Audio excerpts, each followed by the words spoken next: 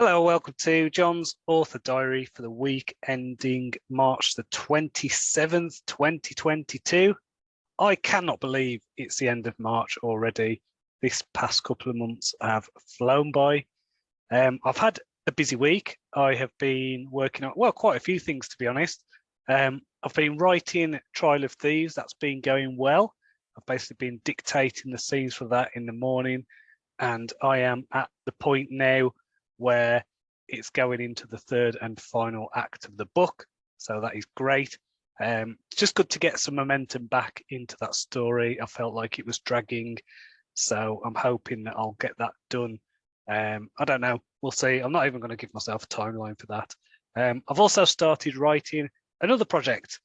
So I've mentioned this, I think I mentioned this a while ago, but I am writing a book that is the first one in the Ravenglass Legends series. So I've written the first few chapters of that. This is going to be a book called The Wolf and the Wyvern. Again, working title, but you know, that's probably what it's going to be. So I've already written the prequel to that, and that is edited and finished. I'm going to just write this in the afternoons, so long as I do my Thieves for Trial of Thieves. So it's a bit of a treat. And so far, so good. I am enjoying the story.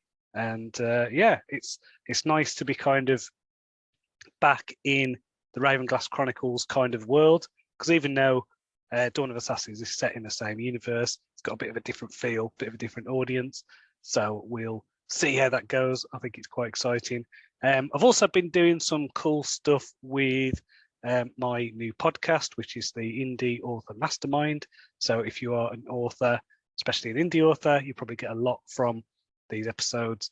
I've started doing interviews now, so I want it to be a mixture of me interviewing authors, me doing mini essays, mini rants, that kind of thing.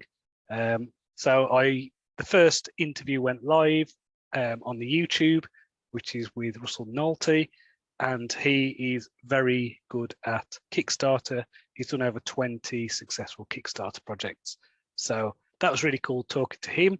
It's given me some ideas about potentials for my future stuff. I do like the idea going forward of kind of, let's say, diversify my income. So not just relying on Amazon and getting different ways of earning money from the things I create. I think that is the future. I mean, we've seen with the Brandon Sanderson stuff that there is a lot of potential there. And I think as authors like Brandon Sanderson get on the platform, that will kind of make it more legitimate, let's say, and make there less friction between what would you say, readers and writers, creators, that kind of thing. So that is quite exciting. I also did an interview with Daniel Wilcox, who I spoke to him about author collaborations. So in the past, I've not had the best experience with author collaborations, but he's done loads of projects collaborating with different people like Jay Thorne, Michael Anderley, Luke Condor.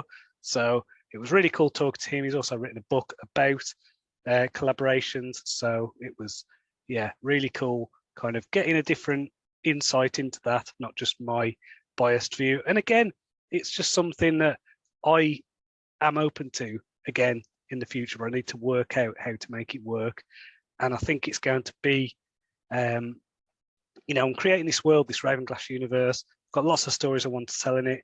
And I have been thinking it in the same way as like Games Workshop or Star Wars or something like that, where multiple people can write stories that all kind of go into the world. So that's, again, quite exciting. I think that's how I'm going to scale up what I'm doing. And ideally, just kind of move into more of a creative director role, basically because of my eyesight. My eyesight is deteriorating and I will eventually be fully blind. So having that set up to kind of secure my future is very important to me. Now, in terms of reading, I carried on with the Demon Cycle series by Peter V. Brett. Now I'm on book 4, which is called, I think it's like the Skull Throne or something like that. And I'm about 20% through, and I mean, I'm just not enjoying it.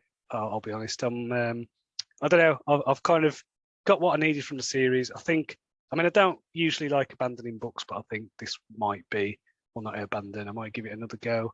But I've just been finding myself, oh, should I listen to this or do I listen to a podcast? And usually I go for the fiction. So, as I'm just feeling more like listening to podcasts, that's usually a sign. So I might just finish off with that series.